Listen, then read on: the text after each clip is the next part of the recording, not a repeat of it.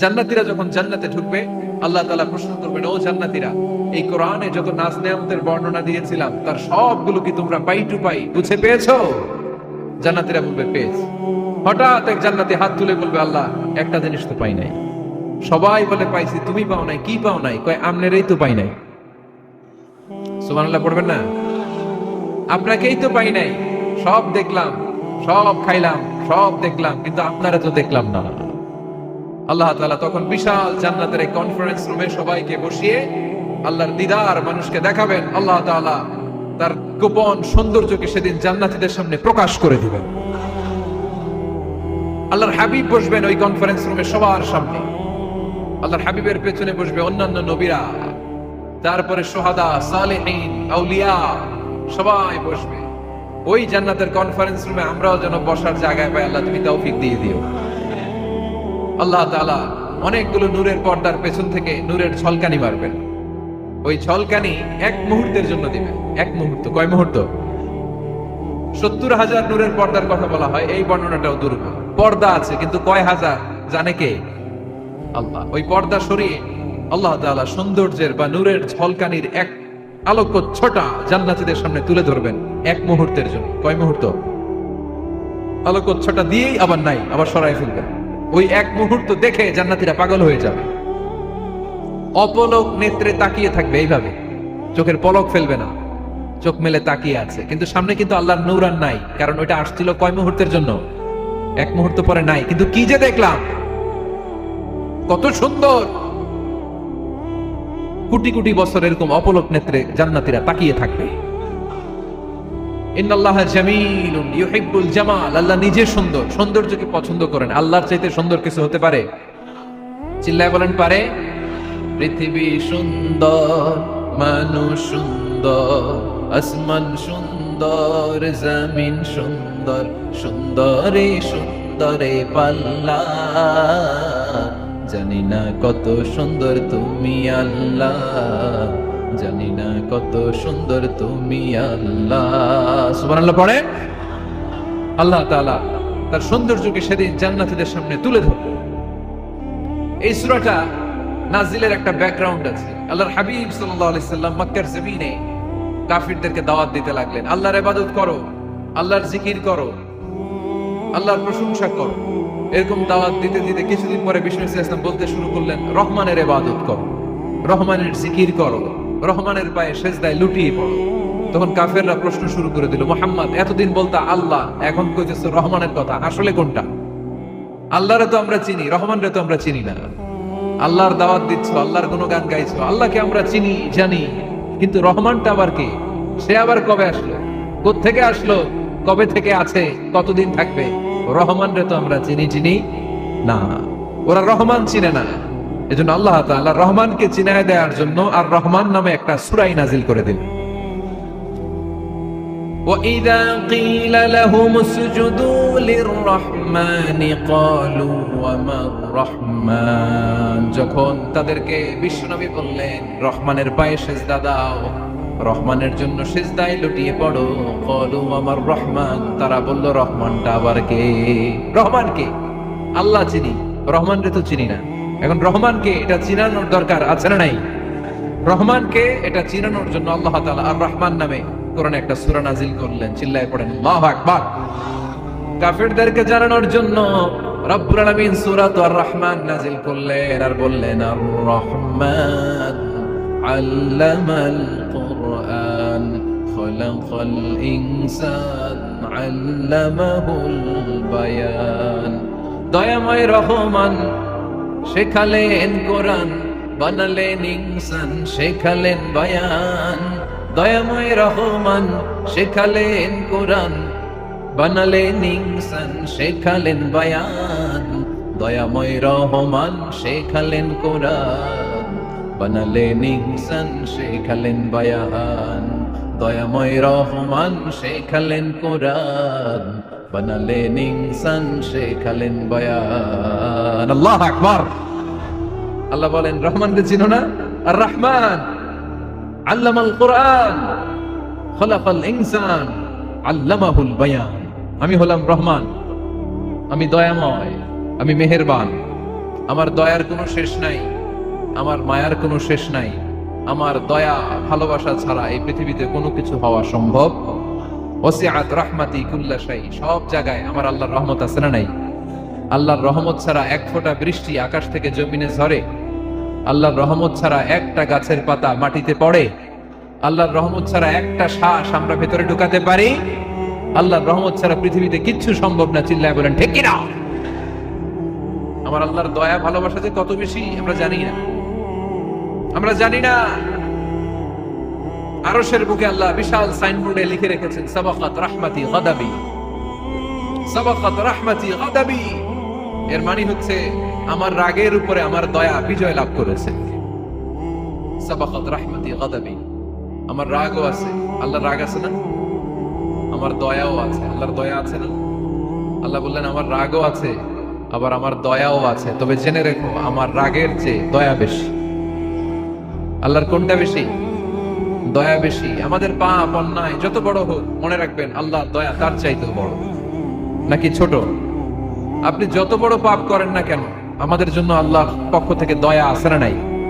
বনি ইসরাইলের এক লোক সিরিয়াল কিলার ছিল, খালি মার্ডার করতো, সিরিয়াল মার্ডার। একটা, দুইটা, তিনটা, 10টা, 5টা করতে করতে করতে করতে 99টা মার্ডার করেছে। কয়টা? এলাকায় আছে নাকি এরকম কেউ? 99টা মার্ডার। কল্পনা করা যায়? 99 জন মানুষকে সে নিজ হাতে হত্যা করেছে। 99 মার্ডার করার পরে তার মনে ভয় আসলো, হায়রে না জানি আল্লাহ আমার সাথে কেমন আচরণ করে আখিরাতে। আমার তওবা আছে কিনা কপালে জানি না, আমার তো ক্ষমা নাই, কি করবো আমি? তো সে লোকজনদেরকে জিজ্ঞেস করলো আমার ক্ষমা আছে কিনা, এটা কে বলতে পারবে? আমাকে আল্লাহ মাফ করবে কিনা? তারা সবাই বললো এই এলাকায় এক আল্লাহর ওলি আছে, তার কাছে যাও। সে আল্লাহর ওলির কাছে যেয়ে বলে, ও আল্লাহর ওলি, আমি 99টা হত্যা করেছি, 99টা মার্ডার, আমার কপালে ক্ষমা আছে কিনা তুমি একটু বলো। আল্লাহর ওলি কই, কি বললা? 99টা মার্ডার? হায় হায় সর্বনাশ, তোর কোনো ক্ষমা নাই। এবার যে মার্ডার করছে ও কয়, আমার যেহেতু ক্ষমা নাই, তোরে বাঁচায় রেখে লাভ কি, তোরেও দিলাম শেষ করে। এবার সেঞ্চুরি করে ফেলাইছে। কথা বুঝতেছেন? আমার যেহেতু ক্ষমা নাই, তো তোরে বাঁচায় রেখে কি লাভ, তোরেও শেষ করে দিলাম। এবার সেঞ্চুরি। সেঞ্চুরি করার পরেও ভয় আছে না নাই অন্তরে? অন্তরে তো আল্লাহর ভয়। কই যাবে? খুঁজতে লাগলো কে সমাধান দিতে পারবে। একজন বলল, ওই এলাকায় একজন বড় আলেম আছে, ওই আলেমের কাছে যাও। সে আলেমের কাছে যেয়ে বলে, আলেম, আমি 99টা হত্যা করেছি, এখন আমার বড্ড ভয় হয়, আল্লাহ আমারে মাফ করবে কিনা, তুমি একটু আমারে বলো। আলেম বলে, তোমার গুনাহ যত বড়ই হোক, আমার আল্লাহর দয়া তার চাইতেও বড়। তুমি কি পাপ করেছো, কি অন্যায় করেছো তুমি?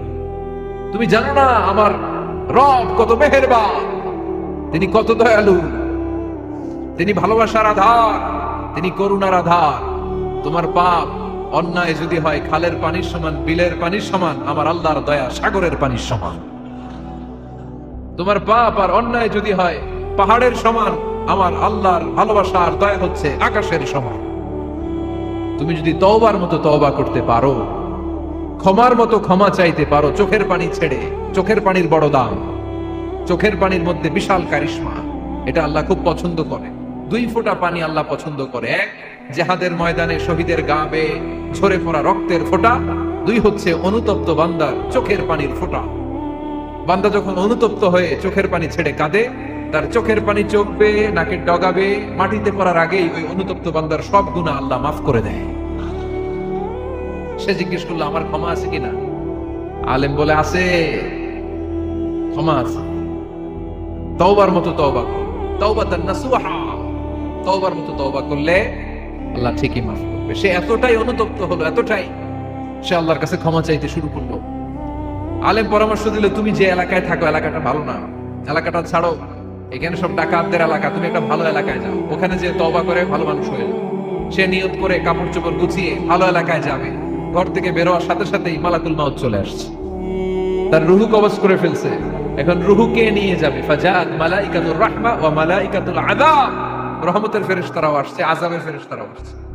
রহমতের ফেরেশতারা বলে, না না, সে তওবার নিয়ত করেছে, যদিও তওবা করতে পারে নাই, যদিও ভালো এলাকায় যেতে পারে নাই, তওবার নিয়ত করেছে, অনুতপ্ত হয়েছে, ক্ষমা চাওয়ার চিন্তা করেছে, আমরা তার রূহ নিয়ে ইল্লিনে রেখে দেব, আযাবের ফেরেশতারা বলে, না না, 99টা হত্যা করার পরে আরো একটা হত্যা করে সেঞ্চুরি করেছে, এখনো তো ভালোভাবে তওবা করতে পারে নাই, তার রূহটা নিয়ে আমরা সিজ্জিনের ভেতরে ঢুকায়ে দেব। দুই দল ফেরেশতার মারামারি, এ বলে আমরা নিব, এ বলে আমরা নিব, ঝগড়া আছে না নাই?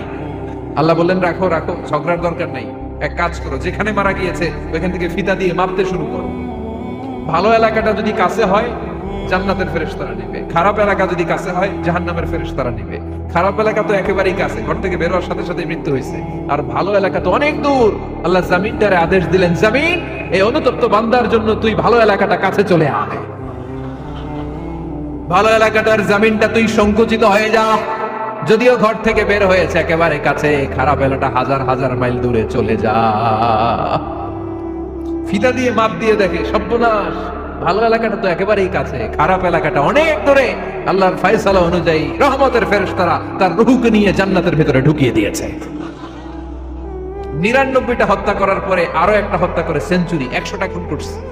আপনি কয়টা করছেন? আমি কয়টা করছি? তো 100টা খুন করে যদি ও মাফ পেতে পারে আমার আল্লাহর কাছ থেকে, আমরা কি ক্ষমা পেতে পারি না? ওর পাপের কাছে আমাদের পাপ কি? কয় ওয়াক্ত নামাজ ছাড়ছেন আপনি? কয়টা মিথ্যা কথা বলছেন? কতবার ঘুষ খাইছেন? কত টাকা সুদে লাগাইছেন? কত অন্যায় করছেন? কত জুলুম করেছেন? মনে রাখবেন, আপনার পাপ, আপনার অন্যায়, আপনার জুলুম যত বড় হোক না কেন, আমার আল্লাহর দয়া তার চাইতেও বড়। এজন্য আল্লাহ নিজের পরিচয় দিয়ে বললেন, আর রহমানু আল্লামাল কুরআন খালাকাল ইনসান আল্লামাহুল বায়ান। আমি রহমান, আমি দয়ার সাগর। আমি কি? আল্লাহ তুমি দয়ার সাগর, রহমানুর রহিম, তোমার দয়াই পূর্ণ আমার সারানিশিদিন, তোমার দয়াই পূর্ণ আমার সারানিশিদিন। আলহামদুলিল্লাহ পড়েন। তাহলে বুঝতে পারলাম আমার আল্লাহর দয়ার কোনো শেষ আছে? চিল্লায় বলতে হবে, আছে। কয়শো টুকরা? সবাই শুনতেছেন? কষ্ট হচ্ছে তো উত্তর দিচ্ছেন না যে? কত টুকরা করলেন? 100। 100 টুকরা করে 99 টুকরা দয়া ভালোবাসা আল্লাহ তাআলা নিজের কাছে রেখে দিলেন, আর 1 টুকরা দয়া আর ভালোবাসা আল্লাহ তাআলা গোটা বিশ্বের সবার মাঝে ভাগ করে দিলেন। আমরা সবাই মিলে পাইছি কয় টুকরা ভালোবাসা? উনি রেখে দিয়েছেন কয় টুকরা? ওই 1 টুকরার কিছু অংশ আমিও তো পাইছি, তাই না? আপনি পেয়েছেন, আমরা সবাই পেয়েছি, গোটা বিশ্বের সবাই, আদম আলাইহিস সালাম থেকে শুরু করে কিয়ামত পর্যন্ত যারা আসবে, এসেছিল এবং এখন আছে, সবাই মিলে কয় টুকরা? ওনার কাছে কয় টুকরা? কিন্তু এই 1 টুকরা যে আমরা সবাই ভাগে চুকে পাইলাম, আমাদের ভালোবাসার নমুনা দেখছেন? একজন আর একজনের ভালোবেসে বলে আত্মহত্যা করে ফেলে, আছে না নাই? আছে না? সালমান শাহ মারা গেছে, এই দেশের কয়েকটা মেয়ে গলায় রশি দিয়ে আত্মহত্যা করছে, শুনছেন? অমুক সেলিব্রিটির কি হয়েছে, ছাদ থেকে লাফ দিয়ে পরে মাথা ফাটায় ফেলছে। ভালোবাসা আছে না নাই? যারে ভালোবাসে তার নাম আবার ছেলেরা হাতের মধ্যে কেটে কেটে লেখে। শরীয়তপুরে এগুলো নাই, আলহামদুলিল্লাহ। হ্যাঁ, প্লাস দিয়ে লেখে, প্লাস। ধরেন আব্দুল্লাহ প্লাস শামিমা, তো এ প্লাস এস, রক্ত দিয়ে লেখে, রক্ত। আমি অবাক হই, নিডেল, সুই দিয়ে কেটে কেটে লেখে আব্দুল্লাহর এ প্লাস শামিমার এস। কি ভালোবাসা! 1 ভাগ ভালোবাসার ছিটে ফোটা সবাই মিলে পাইছে। এটা ঠেলা যদি এরকম হয়, তাহলে যিনি 99 ভাগ ভালোবাসা রেখে দিয়েছে তার ভালোবাসা বেশি না কম? দেখেন, ছোট্ট বাচ্চাটা রাতে খেতে চায়, মা যদি বলে খাও, বলে না, খাবো না। আব্বু অফিস থেকে আসুক, আব্বুর কোলে বসে বসে আব্বু আর আমি একসাথে খাবো। এই ছোট্ট বাচ্চাটা কিছু বোঝে না, কিন্তু তারপরেও তার বাবার জন্য ভালোবাসা তার হৃদয়ে ঢুকাই দিছে কে? আপনাদের এলাকায় মুরগি পালেন না আপনারা? মুরগি যখন বাচ্চা নিয়ে হাঁটে, দেখবেন মুরগি ছানা ধরা যায় না, ধরতে গেলে মা মুরগিটা কি করে? কামড় দিতে আসে। এই ছোট্ট বাচ্চাগুলোর জন্য মা মুরগিটার হৃদয়ের ভিতরে ভালোবাসা ঢুকাই দিল কে? আমি পত্রিকাতে এমনও দেখেছি, বন্যায় এক মা পানি খেতে খেতে খেতে খেতে খেতে খেতে মরে গিয়েছে, কিন্তু শিশুটাকে একটা বালতির মধ্যে চাপিয়ে মাথায় তুলে ধরে রেখেছে। মা পানি খেতে খেতে নিজের জীবনকে বিলিয়ে দিয়েছে, কিন্তু বাচ্চাটা মরে নাই। বাচ্চার জন্য কি ভালোবাসা! এই ছোট্ট বাচ্চার জন্য মায়ের হৃদয়ে জান স্যাক্রিফাইসের মতো ভালোবাসা ঢুকাই দিল কে? আমাদের প্রতিদিনই ভালোবাসা। সকালে ভালোবাসা, বিকালে ভালোবাসা, সন্ধ্যায় ভালোবাসা, শীতকালে ভালোবাসা, গ্রীষ্মকালে ভালোবাসা। আমাদের ইসলামে শুধু ভালোবাসাবাসী, ঠিক কিনা? রাসূল আমার ভালোবাসা, রাসূল আমার আলো আশা, রাসূল আমার প্রেম বিরহের মূল আলোচনা, রাসূল আমার কাজে কর্মের অনুপ্রেরণা। চিল্লায় পড়েন আল্লাহু আকবার। আমাদের ভালোবাসার কোনো কমতি আছে? 24 ঘন্টা আমাদের ভালোবাসা আছে না নাই? 365 দিন আমাদের ভালোবাসা আছে না নাই? এই জন্য আলাদা করে আমাদের কোনো দিন লাগে না বিশ্ব ভালোবাসা দিবস দরকার হয় না। যারা মাকে দেখতে পারে না, বাবারে দেখতে পারে না, এরা একদিনের জন্য মা বাবাকে উইশ করতে যায়, আর নাম দিছে বিশ্ব মা দিবস, বিশ্ব বাবা দিবস। কিছুদিন আগে দেখলাম বিশ্ব ডিম দিবস। কি দিবস? আমি কি মিথ্যা বললাম? ছিল একটা বিশ্ব ডিম দিবস।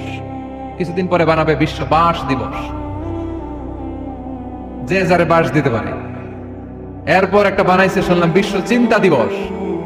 তো এটা কি দিবস? কয় এই দিন আমরা সবাই মিলে চিন্তা করি যে আসলে আমাদের কি চিন্তা করা দরকার, আছে না নাই? এই যে ওরা বিশ্ব মা দিবস, international mother day, international father day, মা দিবস, বাবা দিবস বছরে একবার ওল্ড হোমে রেখে আসে, বৃদ্ধাশ্রমে। যেহেতু সারা বছর বৃদ্ধাশ্রমে, বছরে একদিনও যদি মারে স্মরণ না করি কেমন হয়? তো একদিন ওই মা দিবসে মারে একটা কার্ড দিয়ে উইশ করে আসে, কিছু টাকা দিয়ে আসে। ওদের তো মা বাবার প্রতি দয়া নাই, শ্রদ্ধা নাই, ভালোবাসা নাই। এজন্য ঘটা করে ওদের দিবস পালন করা লাগে। আমাদের 24 ঘন্টা 365 দিনই ভালোবাসা, তাই এই দিবস ফিবসের আমাদের দরকার নাই। চিল্লায় বলেন ঠিক কিনা? জন্মের পর থেকেই তো আমাদের ভালোবাসা, মৃত্যু পর্যন্ত ভালোবাসা, আমৃত্যু ভালোবাসা। এজন্য বিশ্ব ভালোবাসা দিবস, এটা ইসলাম কখনো সাপোর্ট করে না। ভালোবাসার কেন্দ্রবিন্দু একজন, চিল্লায় বলতে হবে তিনি কে? 100 টুকরা করে আমাদেরকে দিয়েছেন কয় টুকরা? উনি রেখেছেন কয় টুকরা? দেখেন, এক টুকরা ঠেলায় বিশ্ব ভালোবাসা দিবস আমরা পালন করি। ভালোবাসার গান, ভালোবাসার নাটক, ভালোবাসার ফিল্ম, ভালোবাসার কবিতা, অভাব নাই। কত ভালোবাসার স্টোরি আপনারা জানেন, এত ভালোবাসা। কিন্তু সবাই মিলে ভালোবাসার এক অংশ আমরা ভাগে যুগে পেয়েছি। এক অংশের নমুনা যদি এমন হয়, 99 টুকরা ভালোবাসা যিনি রেখে দিয়েছেন নিজের মধ্যে, তার ভালোবাসা বেশি না কম? চিল্লায় বলেন বেশি না কম? এজন্য আমরা আল্লাহর ভালোবাসার ভিখারি, আমরা আল্লাহ তাআলার রহমতের ভিখারি। আল্লাহর রহমত ছাড়া কেউ কোনোদিন জান্নাতে যেতে পারবে? কোনোদিন নিজের আমল নিয়ে বড়াই করবেন না। আপনারা কি ভাবেন যে আপনার আমল দিয়ে আপনি জান্নাতে যাবেন? শরীয়তপুরের আজকের এই প্যান্ডেলে যারা বসে আছেন, কার এরকম ভরসা আছে যে হুজুর আমি এত আমল করেছি, আমার আমলের বদৌলতে আমি জান্নাতে ঢুকবো? কে কে আছেন দেখি? আল্লাহর ওলি আছে? এরকম কোন আল্লাহর ওলি? হ্যাঁ আছে?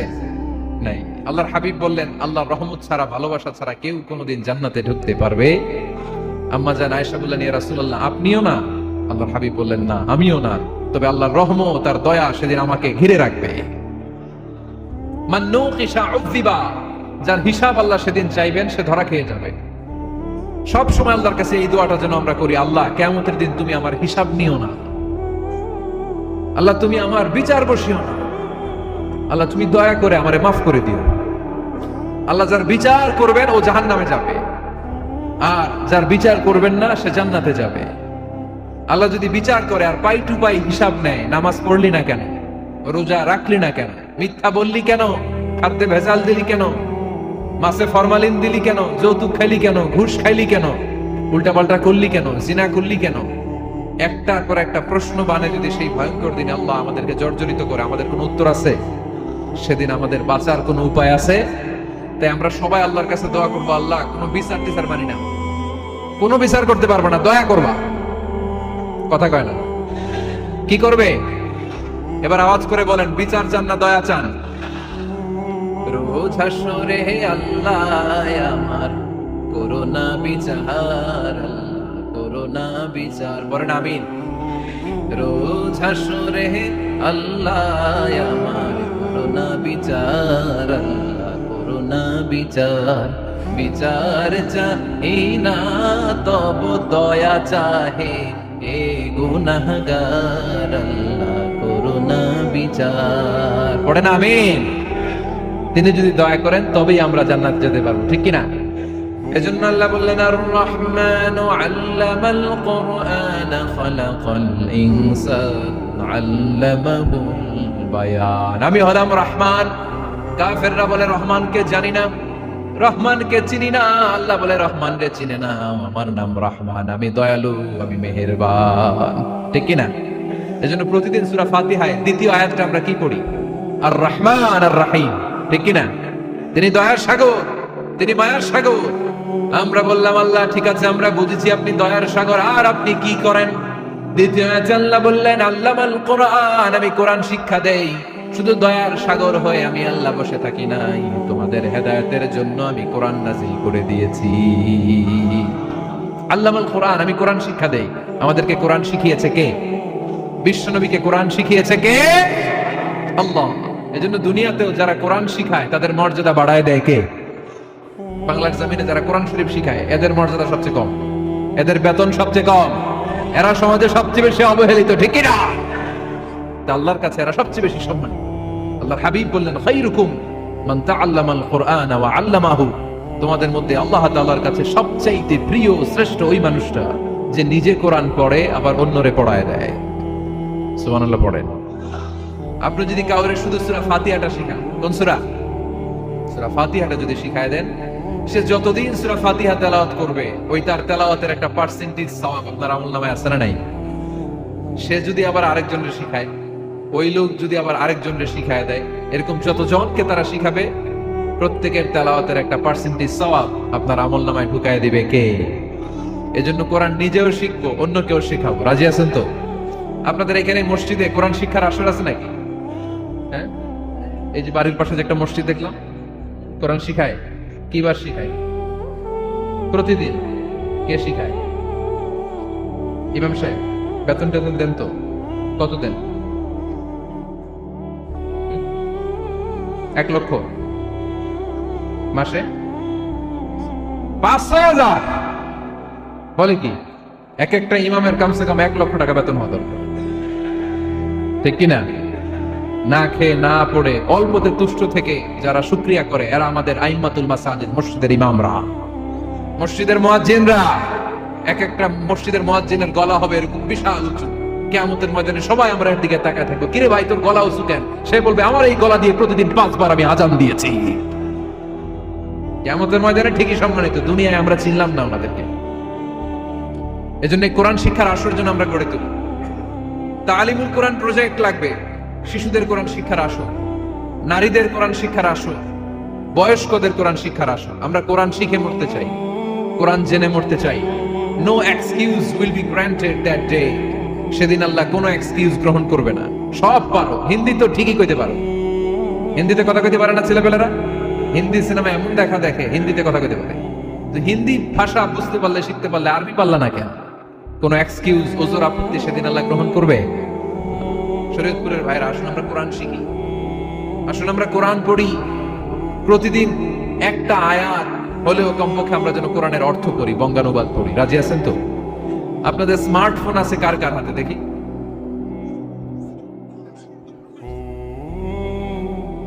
আপনারা কি অ্যানালগ? স্মার্ট আপনি? মাশাআল্লাহ। তোমরাও কি স্মার্ট? হ্যাঁ, ঠিক আছে, হাত নামান, হাত নামান সবাই। তো এই যে স্মার্টফোন আসছে স্মার্ট বানাইতে, যেই ফোনের মধ্যে কোরআন নাই সে আনস্মার্ট। ঠিক কিনা? যার মোবাইলের ভেতরে কোরআনের অ্যাপস আছে, ডাউনলোড করে অ্যাপস রেখেছে, সেই হচ্ছে আসল smart. He is the real hero, he is the real smart. এজন্য মোবাইলের অ্যাপস এর ভেতরে কোরআন ঢুকাইতে হবে। শরীয়তপুরের ছেলেরা খুব সহজ, অ্যান্ড্রয়েড সেট ইউজ করলে প্লে স্টোরে যাও, যে তুমি বাংলা কোরআন লিখে চলে আসবে। আইফোন যদি ইউজ করো অ্যাপ স্টোরে যাও, ওখানে যে বাংলা কোরআন লিখে চলে আসবে। সহজ। এত সহজ হওয়ার পরেও আল্লাহ কি বললেন? আমরা যদি না শিখি, না জানি, আল্লাহ কি ক্ষমা করবে? যা বলার সব আল্লাহ বলে দিয়েছে এই কোরআন। এই কোরআনে শুরু হয়েছে বিসমিল্লাহির রহমানির রহিম দিয়ে, মানে বা দিয়ে। কি দিয়ে? চিল্লায় বলেন না, কি দিয়ে? বা দিয়ে। আর এই কোরআন শেষ হয়েছে সূরাতুন নাস দিয়ে, যে সূরার শেষ আয়াত হচ্ছে মিনাল জিন্নাতি ওয়ান নাস। বার সিন মিলাইলে কি হয়? বাস। এবার বাসে চড়ে শরীয়তপুর শহরে যাব। ওই বাস এই বাস মানে যথেষ্ট, এই বাস মানে সাফিসিয়েন্ট, কাফি। আল্লাহ বুঝালেন এই 30 পারায় 114টা সূরায় আমি যা দিয়েছি এটাই বাস, যথেষ্ট, নতুন করে আর কিচ্ছু লাগবে না। চিল্লায় বলেন ঠিক কিনা? এজন্য মোবাইলে কোরআনের অ্যাপস ঢুকাইবেন। কে কে ঢুকাইবেন আজকে থেকে দেখি? আমারে দেখানোর জন্য হাত তুলছেন? দেখাতে হবে একজন রে, তিনি কে? আল্লাহরে দেখা, আল্লাহর ফেরেশতারে দেখা। এখন কই মারছে? আল্লাহর ফেরেশতার কথা কইছি, আমি ভয় ঢুকছে। ঢুকাবেন ঢুকাবেন, এদিকে হাত তোলো না কেন? আছে? মাশাআল্লাহ, হাত নামান। আল্লাহ তুমি সব ভাইদেরকে কবুল করো। আমরা যেন মোবাইলে হিন্দি সিরিয়াল না দেখি, আমরা যেন ড্যান্স না দেখি, উলঙ্গ নৃত্য যেন না দেখি, আমরা যেন এই মোবাইলে কোরআন পড়ি। আমরা কান দিয়ে যা শুনবো তাতে যেন সওয়াব হয়, আমরা চোখ দিয়ে যা দেখবো তাতে যেন সওয়াব হয়, ঠিক কিনা? যেন কানে শুনি সদা তোমার কালাম, এ খোদা চোখে যেন দেখি শুধু কোরআনের আয়াত। শোনো আমার মুনাজাত, শোনো শোনো ইয়া ইলাহি আমার মুনাজাত, শোনো আমার মুনাজাত। পড়েন আমিন। তাহলে আমরা যে কিতাবটার সঙ্গী বানাবো, কিতাবটার নাম সবাই বলেন। আমরা যে কিতাবটারে বন্ধু বানাবো, এই কিতাবটার নাম, এটা আল্লাহর কিতাব। এই কিতাব সংরক্ষণের দায়িত্ব নিয়েছে কে? এই কিতাবকে কেউ ধ্বংস করতে পারবে? এই কিতাবের পিছু লেগে কেউ সুবিধা করতে পারবে? এই কিতাবের তাফসীর কেউ বন্ধ করতে পারবে? অসম্ভব। কোরআনের কথা ছড়িয়ে পড়বে যুগ থেকে যুগ, যুগান্তরে, দেশ থেকে দেশ, দেশান্তরে, ঠিক কি না? এটা এমন কিতাব, এই কিতাবের পিছু লেগে লাভ নাই। এই কিতাবের বাণী ছড়িয়ে পড়বে গোটা বিশ্বময়। অনেকে অনেক ষড়যন্ত্র করেছে এই কিতাবকে ধ্বংস করে দেয়া। আমাদের এই খোদ ভারতবর্ষে ষড়যন্ত্র হয়েছে। ব্রিটিশরা যখন চলে গিয়েছিল, ওরা প্ল্যান করেছিল এই কিতাবকে কি করে আমাদের থেকে ডিটাচ করা যায়, কেমন করে আলাদা করা যায়। এর একটা কমিটি করে দিয়েছে, আপনারা গবেষণা করে দেখেন এই ভারতবর্ষ থেকে কেমন করে কোরআন দূর করা যায়। তারা বুদ্ধি করে বলল এক কাজ করি, কারণ তাদের কোরআনের কপিগুলো মসজিদ থেকে বের করে আমরা আগুন দিয়ে জ্বালাই দিব, তাইলেই কোরআন শেষ। কোরআনের কপি যদি আগুন দিয়ে জ্বালায় দেওয়া হয় তাহলে তার পৃথিবীতে কোরআন থাকবে না? না থাকবে? যদি আগুন লেগে ধ্বংস হয়ে যায়, ধ্বংস হয়ে যায়, যদি আগুন লেগে যায়, পুড়ে যায় পৃথিবীর সব বইয়ের দোকান, বিশ্ব থেকে হারাবে না পবিত্র কোরআন, বিশ্ব থেকে হারাবে না পবিত্র কোরআন, ঠিক কি না? পরে দেখলো না রিসার্চে গন্ডগোল আছে, অ্যানালাইসিস ভুল। আবার নতুন কমিটি পাঠালো তারা ইংল্যান্ড থেকে, 33 সদস্য বিশিষ্ট কমিটি। তারা এসে গবেষণা করে দেখলো না, এই কোরআন আগুনে জ্বালাই দিলে কোরআন দূর হবে না। কারণ আমরা ভারতবর্ষের হেফজখানাগুলোতে যে দেখেছি ছোট্ট বাচ্চারা মাথা দুলিয়ে দুলিয়ে কোরআন পড়ে, কোরআন তারা শুধু কাগজেই লিখে রাখে না, সিনার ভিতরে গেঁথে রাখে। ওই কোরআন মুসলমানদেরকে শিখিয়েছে কে? সে আল্লাহ বললেন আর রহমানু আল্লামাল কুরআন খালাকাল ইনসান আল্লামাহুল বায়ান। আল্লাহ বললেন আমি মেহেরবান, আমি কোরআন শিখিয়েছি। আমরা বললাম আল্লাহ আর আপনি কি করেন? আল্লাহ বলেন খালাকাল ইনসান, আমি মানুষ বানিয়েছি। সুবহানাল্লাহ পড়েন। আমাদেরকে তৈরি করেছে কে? জোরে বলতে হবে কে? মানব সৃষ্টির 3টা পদ্ধতি কোরআনে পাওয়া যায়। পদ্ধতি নাম্বার 1, বাবাও নাই মাও নাই। এই পদ্ধতিতে আল্লাহ কাকে বানাইছে বলেন? আদম আর হাওয়া আলাইহিস সালাম, এদের বাবা মা ছিল। 2 নম্বর পদ্ধতি হচ্ছে মা আছে কিন্তু বাবা নাই। এই পদ্ধতিতে আল্লাহ কাকে বানালেন? কি নাম? ঈসা আলাইহিস সালাম। 3 নম্বর পদ্ধতি হচ্ছে মাও আছে বাবাও আছে। এই পদ্ধতিতে আল্লাহ কাদেরকে বানিয়েছেন? আমাদেরকে বানিয়েছেন। তাহলে পদ্ধতি কয়টা? 3টা। আদম আলাইহিস সালামকে বানানোর পদ্ধতিও 3টা। প্রথমে আল্লাহ 3 লাজিব এঁটেল মাটি নিলেন, তারপর নিলেন হামাইম মাসনুন কাদা মাটি, তারপরে এটারে বানালেন ঠনঠনে শুকনো মাটি। সাইয়েদনা আদম আলাইহিস সালামের অবয়ব তৈরি করলেন 60 হাত লম্বা করে। সাইয়েদনা আদম আলাইহিস সালামকে যখন আল্লাহ বানিয়েছেন কয় হাত লম্বা? সহিহ বুখারীর বর্ণনা, লাম্মা খালাকাল্লাহু আদামা ওয়া কানা তুলুহু 60 যিরাআন। আল্লাহ তাআলা যখন আদম আলাইহিস সালামকে বানালেন 60 হাত বা 60 গজ লম্বা করে বানালেন। আপনারাও যারা জান্নাতে যাবেন 60 হাত লম্বা হয়ে জান্নাতে ঢুকবেন। কয় হাত লম্বা? সুবহানাল্লাহ পড়বেন না? আদম আলাইহিস সালামকে বানালেন। আবার মায়ের পেটে যে আমরা বড় হলাম, এখানেও আমাদের তিনটা ক্যাটাগরি, তিনটা ধাপে তিনি আমাদেরকে বানালেন। মায়ের পেটে 9 মাস কি করছিলেন মনে আছে আপনাদের? শরীয়তপুরের ভাইরা মনে নাই কেন? হ্যাঁ, আমাদের কারোরই মনে নাই, ঠিক কিনা? এই 6 মাস 8 মাস কই যে ছিলাম, কোথায় ছিলাম আমরা মনে করতে পারি না। স্মৃতির পাতা হাতড়িয়ে যত পিছনে যায় আর ভুলতে থাকি। মনে আছে ছোটবেলার কথা? মনে নাই। আমরা সবাই কিন্তু এত বড় ছিলাম না ভাই, ছোট্ট ছিলাম, ছোট্ট। মায়ের জরায়ুর দেয়ালের মধ্যে লেপ্টে ছিলাম। নুতফা, আলাকা, মুদগা, sperm drop, blood clot and the little flesh. ছোট্ট নাপাক পানি ছিলাম। ওইটারে আল্লাহ বড় করতে আরম্ভ করলেন। বড় করতে করতে রক্তপিণ্ড বানালেন। রক্তপিণ্ড থেকে আল্লাহ গোশতপিণ্ড বানালেন। আমরা প্রত্যেকে এরকম একটা গোশতের টুকরা ছিলাম। এটার ভিতরে আল্লাহ কঙ্কাল ঢুকালেন, আমার স্কেলিটন, আমার কঙ্কালটা, আমার অবয়বটা ঢুকালেন। তারপরে আবার গোশত দিয়ে প্যাকেট করলেন। তার উপরে আবার চামড়ার প্যাকেট পড়ায় দিলেন। পড়েন সুবহানাল্লাহ। এরপরে 9 মাস পরে এই পৃথিবীর বুকে স্মুথলি আমাকে আসার সুযোগ দিলেন কে? একথাই আল্লাহ সূরা আল মুমিনুনে বললেন, ওয়ালাকাদ খালাকনাল ইনসানা মিন সুলালাতিন মিন তিন সুম্মা জাআলনাহু নুতফাতান ফি ক্বারারিন মাকিন ثم خلقنا النطفة علقة فخلقنا العلقة مضغة فخلقنا المضغة عظاما فكسونا العظام لحما ثم أنشأناه خلقا آخر فتبارك الله أحسن الخالقين. পড়েন আল্লাহু আকবার। আপনারা উঠতেছেন কেন? উঠছেন কে কে দেখি? আপনাদের চেহারাটা দেখান আমাকে। ওয়াশরুমে যাওয়ার জন্য অনেক আগ থেকে বসে আছেন তাই না? আসর থেকে, দুপুর 3টা থেকে। আল্লাহু আকবার, আল্লাহ। তাহলে দোয়া করে দিই। আর না না না, ঠিক হবে না, কষ্ট হচ্ছে, আমি বুঝতে পারতেছি। আরো কয়েক মিনিট শুনবেন? পড়েন পড়েন, লিল্লাহে তাকবীর, লিল্লাহে তাকবীর, লিল্লাহে তাকবীর। মায়ের পেটে আমাদেরকে তৈরি করলো কে? আল্লাহ। 10 মাস আমাদেরকে খাবার দিল কে?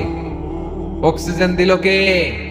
দেখেন, দুনিয়ার কেউ কিন্তু আমার খোঁজ নিতে পারে নাই ভিতরে যে পারছে। ওই গোপন জায়গায় একজন আমার রিজিক দিত। তিনি কে? আমার নাভির সাথে আমার মায়ের জরায়ুর একটা কানেকশন ছিল। ওই একটা লাইন দিয়ে আমাদের সবাইকে আল্লাহ খাবারের ব্যবস্থা করেছেন, পানির ব্যবস্থা করেছেন, বাতাসের ব্যবস্থা করেছেন। দুনিয়ায় আসার সাথে সাথে দুনিয়ার মানুষরা ওই খাবারের লাইনটা কেটে দেয়, ঠিক কিনা? শরীয়তপুরে বোধহয় রেখে দেয়। কি করে? এটা দেখবেন, সিজার করার পরে বাচ্চাদেরকে বের করে কেচি দিয়ে, যারা সিজার করে ডাক্তাররা কি করে? কেটে দেয়। বাচ্চার পা ধরে মাথাটা নিচু করে নিতম্বের মধ্যে থাপ্পড় মারে কয়েকটা, তারপরে বাচ্চা ওয়া ওয়া করে কেঁদে ওঠে, ঠিক কিনা? আমরা আমাদের কানে শুনি ওয়া ওয়া, আসলে সে আল্লাহর কাছে কেঁদে কেঁদে ফরিয়াদ জানায়, বলে আল্লাহ 9 মাস 10 মাস মায়ের পেটের ভেতরে ছিলাম, কেউ তো খোঁজ খবর নিল না। তুমিই তো আমার এই নাভির সাথে মায়ের জরায়ুর একটা লাইন দিয়ে, ওই এক লাইনে খাবার, এক লাইনে পানি, এক লাইনে বাতাস ঢুকিয়েছো। 9টা মাস এই খাবারের লাইন আমার ঠিকঠাক ছিল, আমার টেনশন ছিল না। দুনিয়ার বুকে আসার সাথে সাথে, এদের সাথে আমার কি শত্রুতা আমি জানি না, আসার সাথে সাথে আমার খাবারের লাইনটা কেটে দিস। আল্লাহ একটা মাত্র খাবারের লাইন ছিল, মানুষগুলো কেটে দিল। আমি এখন কি খাবো? আমি এখন যাব কই? আল্লাহ বলে কাঁদিস না, 8 মাস যেমনি খাওয়াইছি এখনো খাওয়াবো। সুবহানাল্লাহ পড়েন। খাবারের একটা লাইন ছিল, কেটে দিয়েছে। ওই একটার বিপরীতে তোর মায়ের বুকের ভেতরে এখন খাবারের 2টা লাইনের ব্যবস্থা করে দিলাম। খালাকাল ইনসান, তিনি মানুষ বানিয়েছেন, মানুষের যা দরকার তার ব্যবস্থাও করে দিয়েছেন। চিল্লায়া বলেন ঠিক কিনা?